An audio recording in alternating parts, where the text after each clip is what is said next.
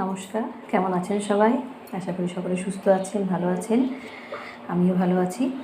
আজকের ভিডিওটা এখান থেকে শুরু করছি। বাড়িতে ননদরা এসছে, তার মেয়েরা এসছে। ওরা আমার ভিডিও সবসময় দেখে। তা এই মাশরুমের তরকারি ওরা ভীষণ পছন্দ করে, যেহেতু ওদের ওখানে সেভাবে পাওয়া যায় না। তাই আমার ভাগ্নির রিকোয়েস্ট আজকে আমি আবার মাশরুমের তরকারি করছি। এই যে 3 প্যাকেট মাশরুম নিয়ে এসেছি, এটা আমি আগে ফার্স্টে খুব ভালো করে ধুয়ে নেবো। আমি এটাকে বার করে নিই একটা জায়গাতে। মাশরুমগুলো আমি সব ঢেলে নিয়েছি একটা জায়গাতে।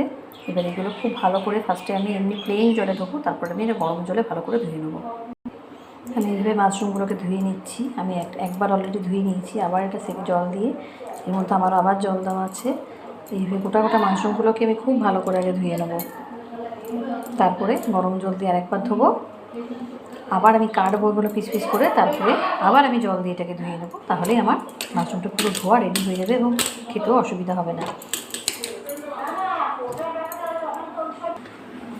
আমি মাশরুমগুলোকে এবারে এরকমভাবে কেটে নিচ্ছি 4 টুকরো করে। এটাকে আধখানা করেও কেটে নেওয়া যায়, ছোটোগুলো আধখানা করে কেটে নিলেও হবে, আর বড়োগুলোকে 4 টুকরো করে দিতে হয়, না বড্ড বড় বড় হয়ে যায়।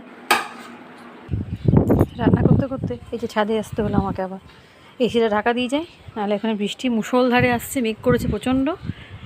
এটাকে ঢাকা না দিলে পুরো ভিজবে। চলুন এটা ঢাকা দিয়ে নিই, তারপর আবার রান্নার দিকে যাব। সেপুনে শাকগুলো দেখুন কত বড় হয়েছে আর কতটা হয়েছে, কিন্তু এই শাকটা শুধু ভাজা খাওয়া যায় কিনা তাও জানি না। এই গন্ধরাজ ফুলের গাছটা, না চিনে গন্ধরাজি বোধহয় এটা, মানে ওটা কি হবে, তার পাশে দেখুন কি অবস্থা হয়েছে, কিন্তু কি সুন্দর দেখতে লাগছে না? খুব ভালো লাগছে। দেখা যাক অন্য একদিন কোনো শাকের সঙ্গে মিলিয়ে এটাকে করে দিলেই হবে। চলুন নিচে যাই। এখানে মাশরুমগুলো আমি খুব ভালোভাবে ধুয়ে নিয়েছি। এবারে সমস্ত নিটেল ক্লিন হয়ে গেছে। এবার আমি কড়াই চাপিয়েছি, এখানে রান্নাটা এবারে চাপাবো। পেঁয়াজগুলো এখানে তেলের মধ্যে দিয়ে দিচ্ছি, এখানে জিরে ফোড়ন দিয়ে পেঁয়াজটা ভালো করে ভেজে নিয়ে এরপরে আমি আলুগুলোর মধ্যেই ভেজে নেব। এর মধ্যে আমি এখন আলুগুলোও দিয়ে দিয়েছি, আলু দিয়েছি, সামান্য একটু মিষ্টি দিচ্ছি। এবারে আলুগুলো একটু ভেজে নেবো, খুব লাল লাল করেও ভাজবো না, মিডিয়াম যেভাবে কিমার তরকারি করে সেভাবে একটু আলুগুলো ভেজে নেবো হালকা করে। আলুটা এখানে আমি খুব ভালো করে ভেজে নিয়ে এর মধ্যে নুন, হলুদ, ধনে গুঁড়ো দিয়ে ভালো করে কষাচ্ছি। এর মধ্যে আদা রসুন বাটা এবার আমি দেবো। এর মধ্যে আমি একটু কাশ্মীরি লঙ্কার গুঁড়ো অ্যাড করলাম, আদা রসুন পেঁয়াজ অ্যাড করলাম, সামান্য টমেটো সস দিলাম। যেহেতু আমার টমেটো ছিল না, তাহলে একটু সস দিয়ে রান্নাটা করলাম। সমস্ত মাশরুমগুলো এর মধ্যে দিয়ে দিয়েছি। এবার এটাকে খুব ভালো করে কষিয়ে নেব। অল্প একটু গরম মশলার মধ্যে অ্যাড করলাম। এবার এটাকে একটু ভালো করে নাড়াবো। আর এটা খুব বেশি জল দিতে হয় না, কারণ মাশরুম থেকে প্রচুর পরিমাণে জল বেরোয়। তো সেই জন্য আমি জাস্ট মানে 1 ফোঁটা জল ওখানে এর মধ্যে অ্যাড করিনি, শুধুমাত্র নাড়ছি।